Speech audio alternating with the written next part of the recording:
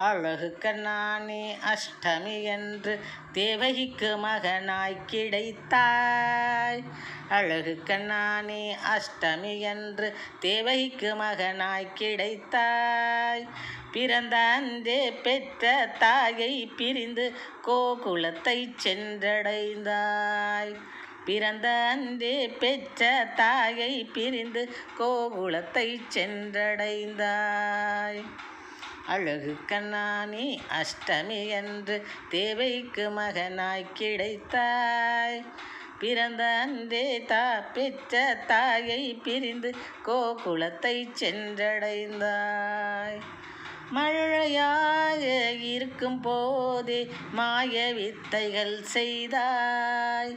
மழையாக இருக்கும் போதே மாய வித்தைகள் செய்தாய்.